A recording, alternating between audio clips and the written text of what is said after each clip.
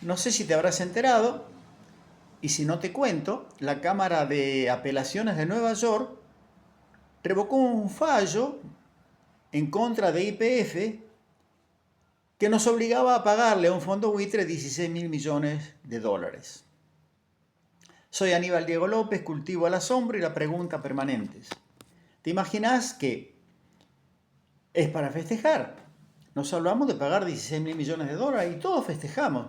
Lo raro es que también festeja Milei. Claro, no le quedaba más remedio, porque es evidente de que si el Estado se ahorra 16 mil millones de dólares, ¿cómo hacía el tipo para no festejar? Pero claro, como tiene una prédica en contra de las expropiaciones en general y particularmente en la de YPF, porque él lo complica ahí a Axel Kicillof, que es su enemigo número uno, entonces ¿cómo hacía? Bueno, se las rebuscó. Por un lado festejó, pero por otro siguió insistiendo de que la expropiación había sido un robo. Lo tremendo de eso es que es un argumento perfecto para que el fondo buitre apele utilizando ese argumento de que nada menos que el presidente de la República está apoyando su posición ante el caso. Vale que nos preguntemos de qué lado están, ¿no? ¿Están del lado de Argentina? O para variar, están del otro lado. ¿No será que tal vez soy muy suspicaz? A lo mejor hubo funcionarios, incluso el propio Milei o su querida hermana, que habían comprado acciones de la compañía, especulando de que el fallo iba a seguir firme en contra de la República Argentina.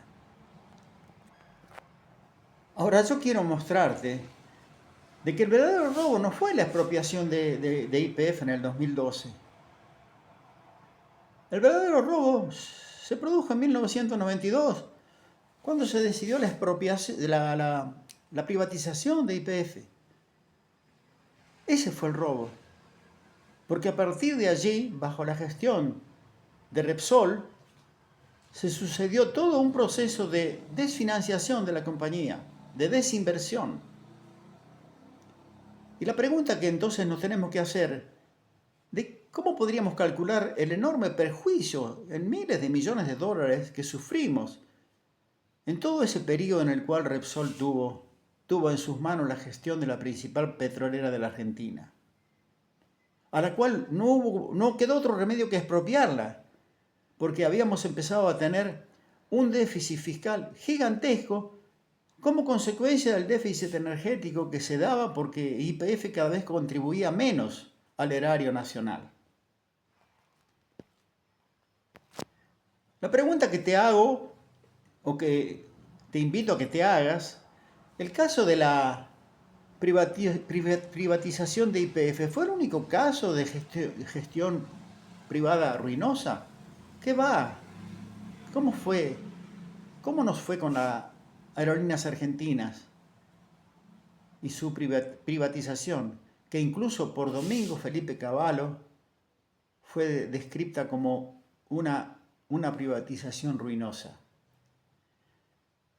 ¿Cómo nos fue con Aguas Argentinas, cuando fue privatizado por una empresa francesa y los porteños dejaron de poder tomar agua porque había dejado de ser potable, sin contar con que no habían invertido ni un peso en cloacas o en redes nuevas, etcétera? ¿Cómo nos fue con todas las otras privatizaciones? Mal, pésimamente mal. ¿Y cómo nos fue después que esas empresas fueron recuperadas? ¿Qué pasó con Aerolíneas después que retomamos el control de la compañía? ¿Y qué pasó con YPF a partir de 2012? Vaca muerta, que no estaba ni siquiera en sus planes y que hoy es la principal fuente de divisas que tiene el gobierno de Javier Milei.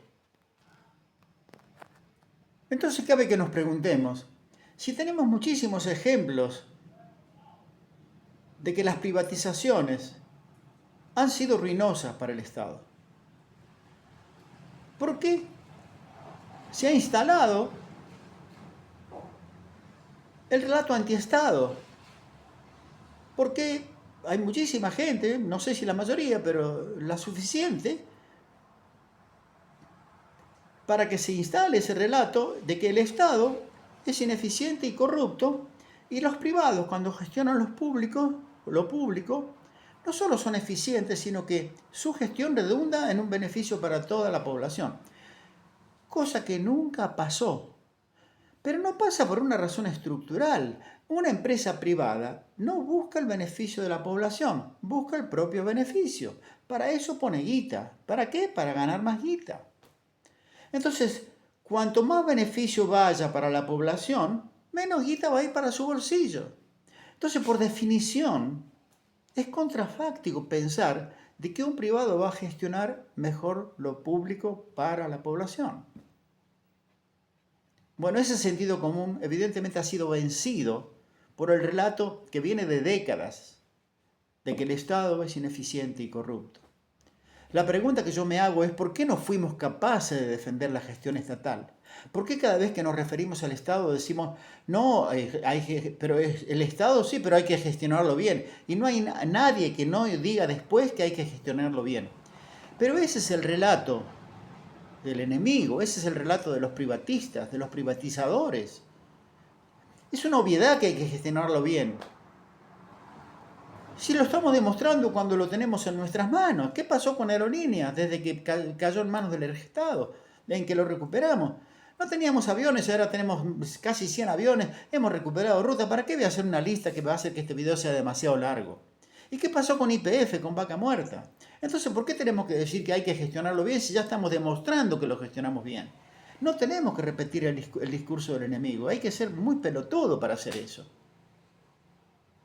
Pero además uno se pregunta, ese resquemor a defender el Estado como gestionador, ¿no tendrá que ver con que las privatizaciones no se podrían haber hecho sin la complicidad de los funcionarios que estaban en la gestión de Carlos Saúl Menem, en esa presidencia tremendamente ruinosa para la Argentina, y que pusieron su voto para que todas las privatizaciones se pudieran llevar adelante, y muchos de los cuales siguieron gestionando? En casi todos los gobiernos que tuvimos desde la época de Menem hasta acá. ¿De dónde van a sacar un entusiasmo para defender algo que a su vez ellos contribuyeron con su voto a destruir? Le pido disculpas si esto siembra dudas sobre las trayectorias políticas de más de uno de los que están todavía gestionando. Tenemos que reescribir nuestra historia. Tenemos que hablar en serio de lo que significa el Estado, que es la única institución que con sus más y sus menos, en primer lugar, está en nuestras manos mejorar, porque podemos votar en contra del gobierno que lo gestiona mal. ¿Cómo hacemos para votar mal o bien en las asambleas de accionistas de una empresa privada que gestiona algo del Estado? Cuéntenme cómo hacemos para cambiar eso. Está totalmente fuera de nuestras manos. En el próximo video les voy a contar uno de los ejemplos paradigmáticos de lo ruinoso de una gestión de privatización. El caso de cómo Somisa y su privatización fue la causa más significativa para el posterior enriquecimiento del grupo de Paulo Roca. Como siempre, muchas gracias por verme, por escucharme, y si se suscriben a mi canal, voy a estar mucho más agradecido.